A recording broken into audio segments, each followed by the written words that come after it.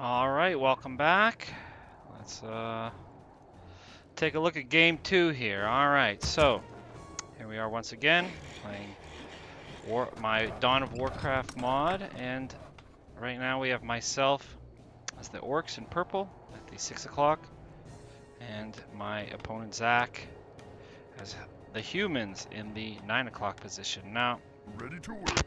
for the replays, the next couple of replays I'm going to be uploading, if I do decide to upload these, you're going to notice that there are some themes that'll happen. So, because we play all these games in the course of an afternoon, you're going to see that there are some themes that develop in the games, in the strategies we're trying, and that type of thing. And in this, in the next couple of games, one of the themes that we see is this position. So the 6 o'clock position has a bit of an advantage against the 9 o'clock position here, especially if for orcs who are very strong in the early game, and this is also true if you're playing over here at 3 and your opponent is at the 12 o'clock position.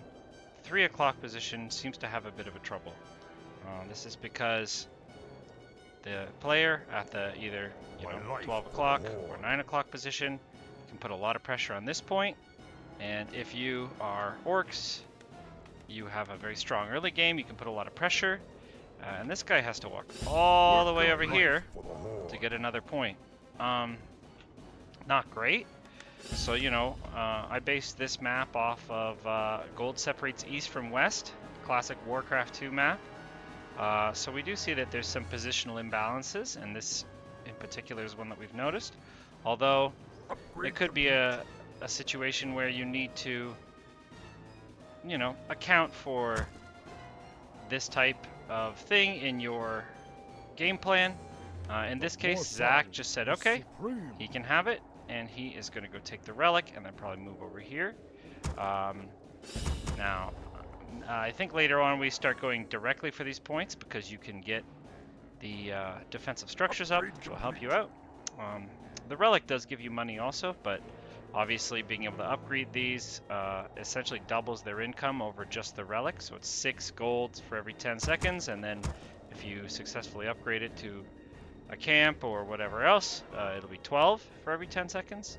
So right now I just have a little bit of an advantage in development, and we see that because of this imbalance. So what's Zach doing? So myself, I'm building just a barracks, I'm getting grunts, and then I'm building my warforge, my blacksmith. And I believe Zach intended to build his blacksmith, but he ended up building a workshop, which is going to allow him to train siege weapons. So it's actually all right in this situation because he's going to be able to start putting pressure on these 2 points with that. But yeah, I know that he wanted, as humans, you start out with these militia units. He probably wanted to get footmen, which require a blacksmith. And with just the barracks, he can also train crossbowmen, but it doesn't seem that he's investing in that right now. He's trying to save up some money so he can upgrade his points. So you can see he's going to have 4.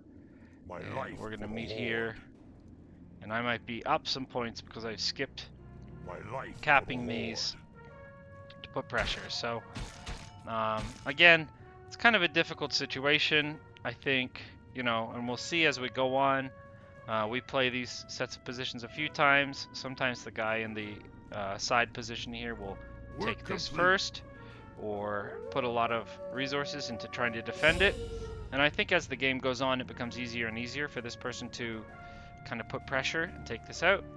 But, especially against orcs who have the strong early game and with these grunts, it's tough. So what else does Zach have available to him? He has the General of the Alliance, which is, of course, has the Devotion aura. You can see he's attacking my my camp with his mortar. He's got some crossbowmen. This guy also has a kind of storm bolt-like ability, which can stun enemy units. So this is a very strong hero. Humans and orcs are a pretty good matchup, but we're going to see. You can see up here, I'm getting my axe upgrade. This is going to be destroyed soon. I'm getting my axe upgrade. I'm also building an altar, which again, as we kind of discussed in the last game, is like a big research structure. It kind of gives you all of your supplemental abilities, allows you to upgrade your commanders, your heroes, so it's pretty useful. Okay, so, yep. And then Zach is just kind of focusing on building units right now. He's building militias out of his town hall, building crossbowmen, and he has 2 mortars. So he's been able to push me off at this point with his mortars. Now he's still behind a little bit. I'm ahead over on this side, but with the mortars he should be able to destroy this unless I work to defend it. Our town is under attack. So we're having a bit of a battle here. You can see his Stormbolt goes off. But I have 1 attack upgrade, which is going to mean that my guys, who are already a little better than militia, are quite significantly better. Our town is under attack. He's going to be retreating. I'm going to be getting a few kills here. Meanwhile, he has destroyed my camp on this side of the map, and I'm going to send some units to try to defend it. Alright, what's he got going on? He's also going to get his altar. We're under attack. We're having a bit of a battle here. Now, we saw in the Night Elf game, these mortars were pretty effective against ranged units. Not quite so much against melee. Melee units are going to take less damage from these mortars than the archers would. You can see these crossbowmen have light armor.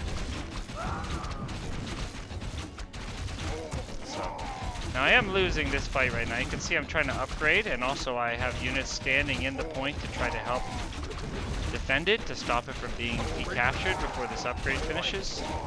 The upgrade finishes up, and my other army comes back. I'm able to push him away for now. Don't want to get too close because, of course, he has a defensive structure over here. And he's got a lot of ranged units in general. So I have my shields upgrade coming. He's going to get this arbalest upgrade and increases the range of his crossbowmen.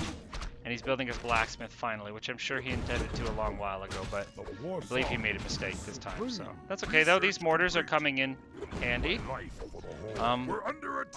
Another little advantage that orcs have is their demolishers, the catapult unit.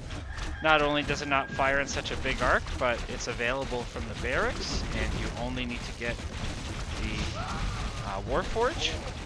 But I think it does a bit less damage overall. So, in this case, I have 2 war chiefs now. They only give the aura once, but they do a lot of damage. They're very effective. And my grunts are just pretty much winning this fight. Although, it's pretty even actually. You can see the foods are about even. We're trading units off. I believe though, I have 7 points because 2, 4, 6, 7. So it's 7 to 5 in terms of points. So I am up a little bit in terms of resources. So he has his blacksmith up.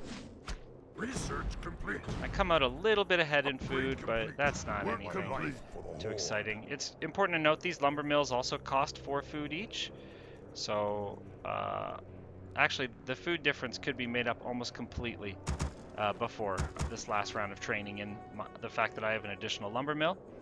Zach is going up to tier 2. Now I really believe that he should put this blacksmith to work. That's okay. So we'll see. Yeah. Oh, 97 to 122. Actually, the demolisher is just better than the mortar. Oh, interesting. But that's okay. Mortars might be cheaper, but the orcs definitely have more access to these type of units. Kind of supports their strong early game.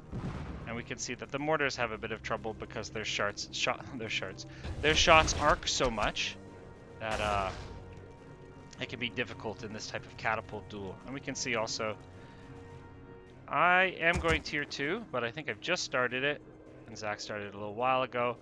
He is not training that many troops when I really believe he should be. We're under attack. He's got the money to be putting guys out. Perhaps another barracks would be good. Well, he's focused on microing. He's probably trying to save up his money. Here's a crossbowman. And another mortar. A couple crossbowmen. Yeah, probably another barracks would be a really good choice, but that's okay. You know, it was early in our games. This was the first 2 games. This was the second game we played, and the last one we just watched was the previous one. I can see there's a little bit of a bug here in terms of the damage, and indeed, I might decrease this damage a little bit. We will see. 86 to My 109, life 82 to for the 102. Horde. Yeah, so maybe I changed the wrong damage number here. That's okay in any event. We're going to take a look. You know, that's the thing, is I'm still kind of working on balancing this game, on finding bugs and things that I missed like this, so that's okay. So yeah, he's going tier 2. I'm going tier 2. I'm getting a third barracks up, so I've got 2 already. I'm building 1 more.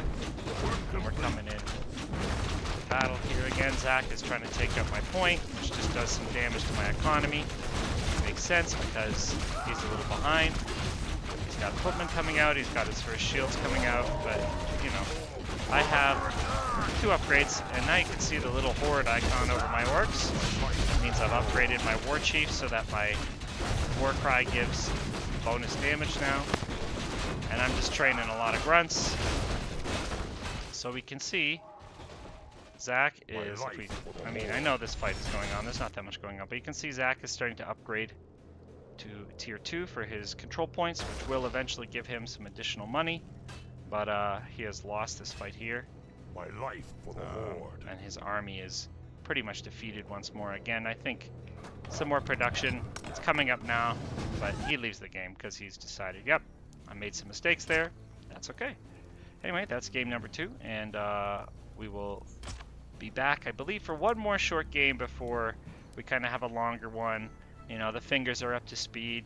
We remember a bit how to play since last week, and we'll be back for that. Thanks so much.